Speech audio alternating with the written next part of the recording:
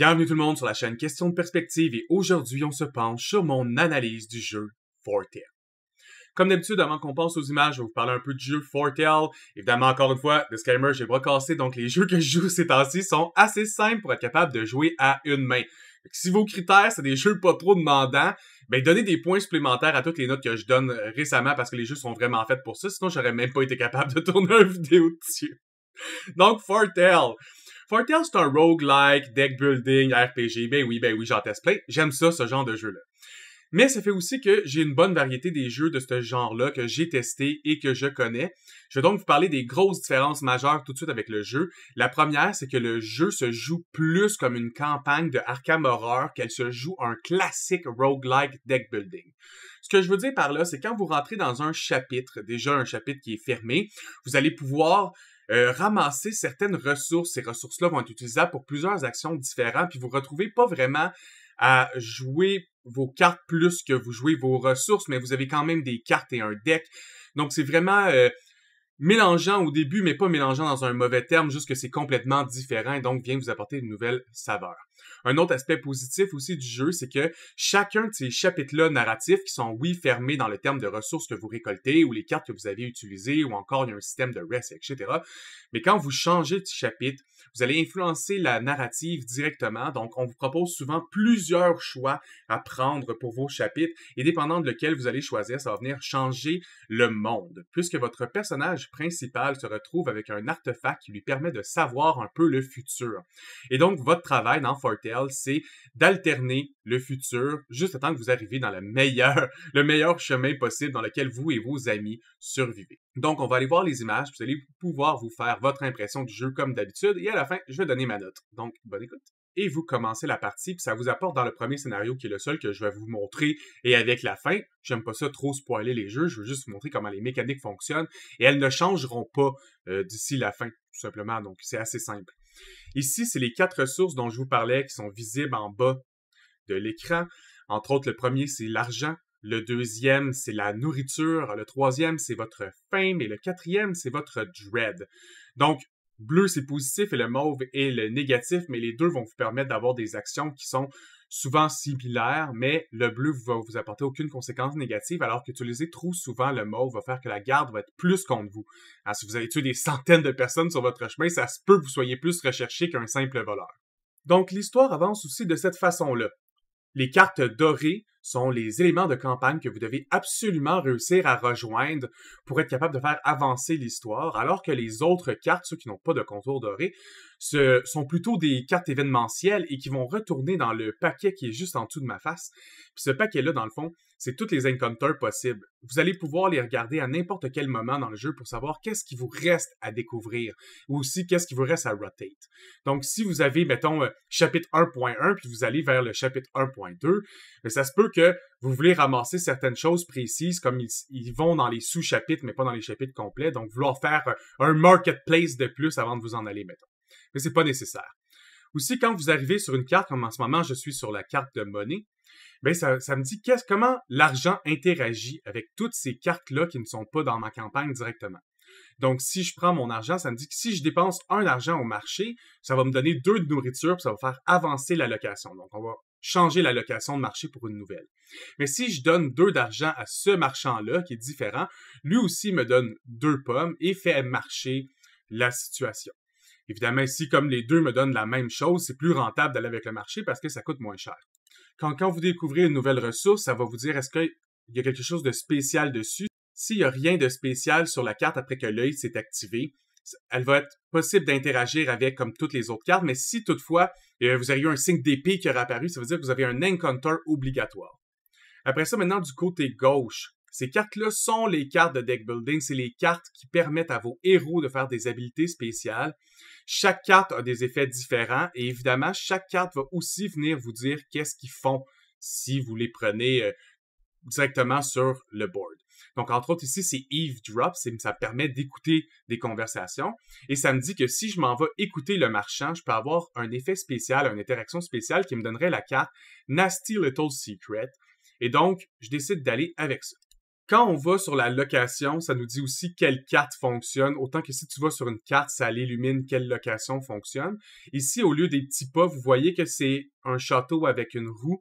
Ça va toujours nous amener à une location particulière si on fait ça. C'est pas une location qui fait partie du deck de château, c'est plus une location spéciale qu'on peut juste aller si on décide de trigger cette interaction-là précise. Donc ici, comme j'ai Roar pour essayer d'apporter une foule jusqu'à moi, j'ai une nouvelle location et donc de nouvelles possibilités. Entre autres, la Small Crowd, je peux la payer avec des pommes, je peux l'attaquer pour la tuer pour faire 2 dread, rajouter des cartes dans les decks. Je pourrais décider de juste m'en aller. Je pourrais décider de les voler pour faire un goal. Je pourrais décider des eavesdrop pour avoir un autre nasty little secret. Et c'est ce que je décide de faire. Et ça, c'est quand je vous parlais que vous prenez une épée. Au lieu que l'œil, dans le fond, se révèle un endroit sécuritaire, c'est plutôt un endroit dangereux, mais le groupe va apparaître, boum, sur la map. La majorité des confrontations, comme il est écrit à l'écran, va commencer avec une phase de négociation. Donc, vous allez pouvoir utiliser vos ressources, votre fame, vos bouffes et vos cartes d'habileté pour être capable de faire certaines choses à ce groupe de mobs-là pour essayer de le diminuer en force, parce que vos dégâts que vous prenez dans le chapitre reste. Donc, vous essayez de pas trop avoir mal souvent. Donc, combattre est une bonne façon de se faire mal et de continuer avec ces blessures-là. Mais vous avez aussi plusieurs façons de résoudre un fight. Évidemment, vous pouvez le brute force, donc juste utiliser votre force d'attaque, les 1 qui sont ici, puis faire descendre les points de vie des monstres juste tant qu'ils meurent tous.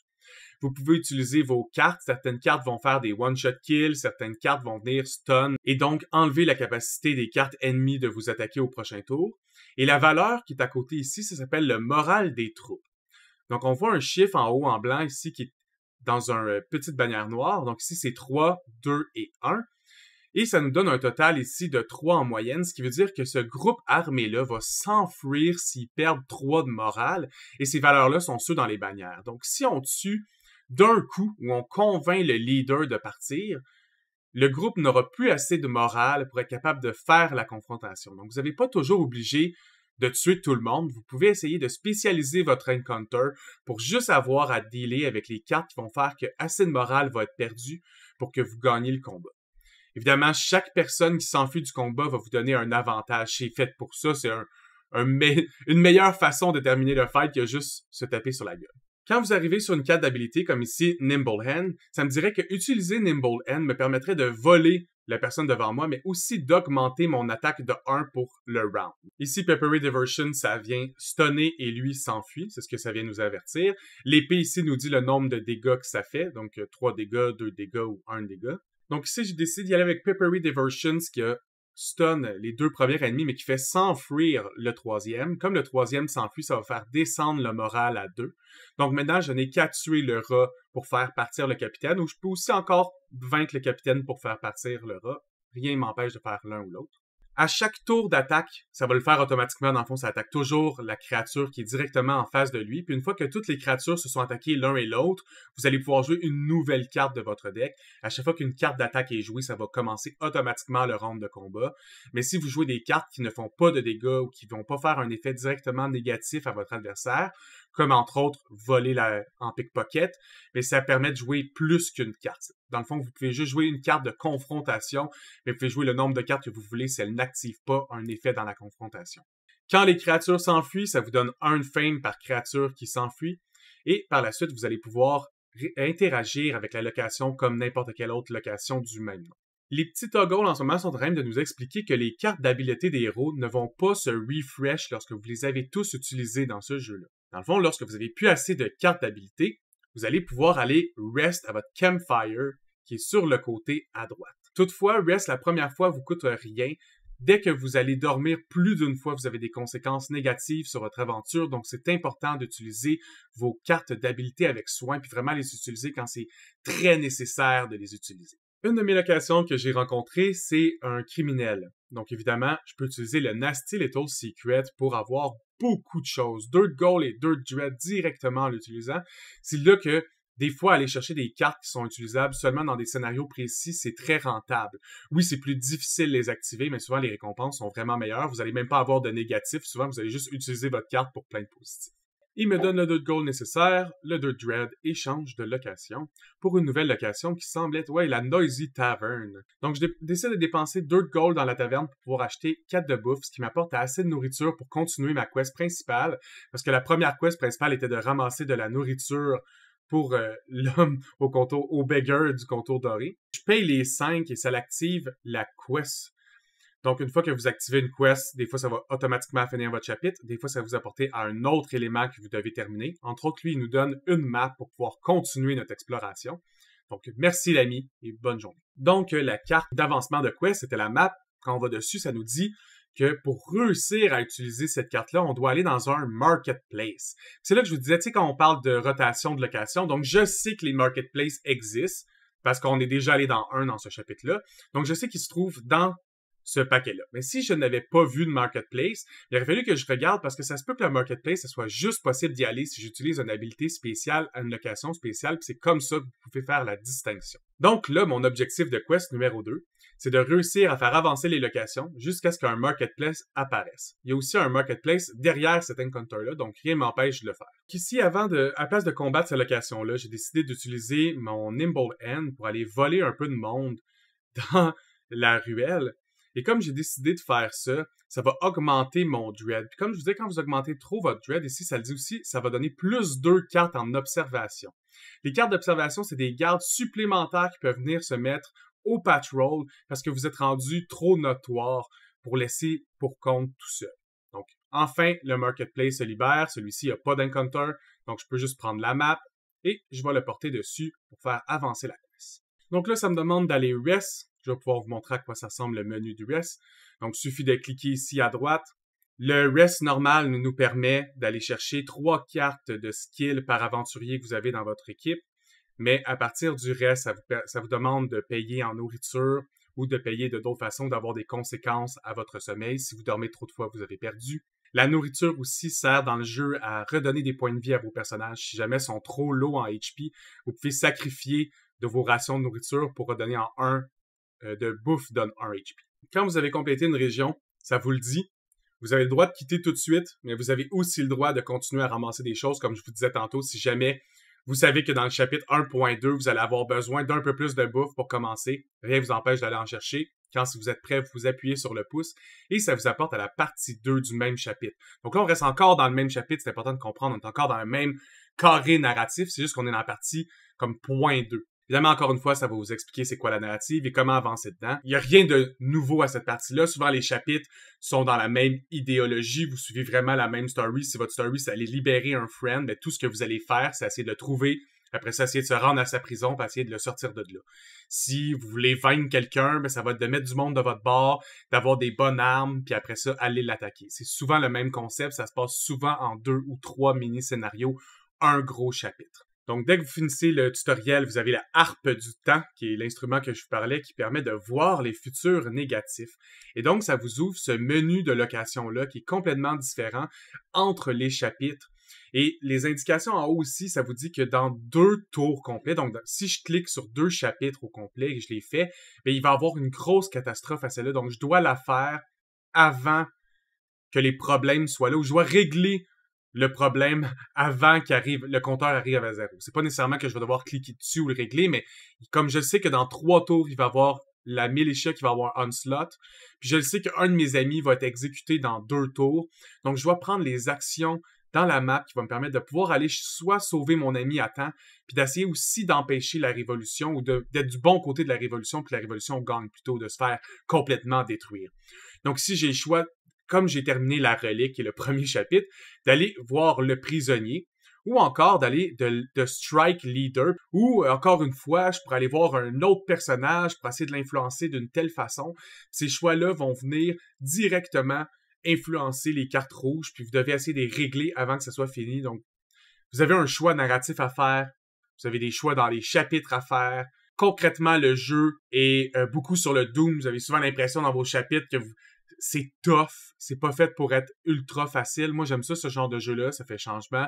C'est pas un roguelike où vous arrivez dans un fight, vous êtes comme j'ai perdu, j'ai pas le bon build. C'est vraiment quand vous avez perdu, c'est souvent de votre faute. J'ai pas l'impression que le jeu m'a nargué ou que le jeu était overly chiant avec moi non plus. Comme vous avez vu dans ma démonstration du premier chapitre tutoriel, c'est toujours comme ça. Vous avez toujours un nombre de locations qui varie entre, mettons, 3, 4 et 5. Vous allez choisir ce que vous faites dans ces locations-là par rapport à ce que vous avez choisi précédemment. Quand vous rentrez dans un fight, comme vous avez vu dans un chapitre, vous allez choisir vos héros. Pour l'instant, j'ai juste Volpin, mais rapidement, vous en avez 3, 4, 5. Puis vous pouvez les choisir qui vient avec vous dans les aventures. Les locations sont assez répétitives, comme un marketplace, c'est toujours un marketplace. Donc, si vous arrivez à un marketplace dans le chapitre 4 ou un marketplace dans le chapitre 2, il va se résoudre de la même façon. Le jeu est divertissant, je peux pas dire qu'il l'est pas. Je pense que le système de rest, c'est pas quelque chose que j'adore personnellement. Je pense que j'aurais préféré qu'il vous redonne toutes vos cartes, un peu plus comme si c'était un reshuffle de votre discard pile. Mais concrètement, ça se fait. C'est juste que dans les premiers chapitres, j'avais tendance à utiliser ben trop mes skills rapidement. J'aimais ça utiliser mes skills, puis je me suis rendu compte qu'il faut vraiment essayer de les utiliser avec parcimonie, puis les utiliser juste quand c'est vraiment nécessaire. J'aurais préféré un peu plus de liberté peut-être dans le jeu. L'histoire, t'es obligé de la suivre. Elle est pas particulièrement bonne, mais elle est pas dégueulasse non plus. Là, elle est juste très mid. Donc concrètement, le jeu, si je le compare à d'autres roguelike deck building, mettons Ace and Adventure que j'ai présenté récemment, je préfère encore jouer à Ace and Adventure. Je vais souvent mettre plus d'heures sur Aces and Adventures. Mais Foretell est quand même un jeu que j'ai pas désinstallé. Je joue encore de temps en temps, mais souvent je vais juste faire un chapitre, puis je vais pas y rejouer de la semaine. Pour moi, un chapitre, ça va prendre peut-être 1 heure et demie, gros maximum. C'est assez pour mon expérience de la semaine. C'est pas le genre de jeu que j'ai envie de jouer à tous les jours. Mais il donne un bon vibe de jeu de société. Si vous êtes un fan de jeux de société, c'est sûr que vous allez aimer ce jeu-là, d'après moi. Vous allez l'apprécier. Donc, je vais terminer avec ma note. Je vais lui donner un 7. Pour moi, c'est un jeu, c'est un classique. Si vous le voyez en bas prix, il vaut la peine. Vous allez y jouer une couple d'heures. Il va valoir son prix, il vaut pas cher en plus de base, là. Je pense que vous êtes capable de le trouver en bas de 10$ facilement. Ben, en bas de 10$, il vaut vraiment son prix. Concrètement, c'est un jeu divertissant, mais il y a rien pour moi qui fait qu'il vaut comme un 8 ou un 8.5 ou même un 9 ou un 10. J'espère que, toutefois, vous avez aimé la vidéo, que ça va peut-être vous donner envie d'essayer le jeu ou ne pas l'essayer. Bref, j'espère que cette série d'analyses vous aide à vous aiguiller dans vos prochains choix de jeux indie et au plaisir de vous voir sur la prochaine analyse. À plus tout le monde!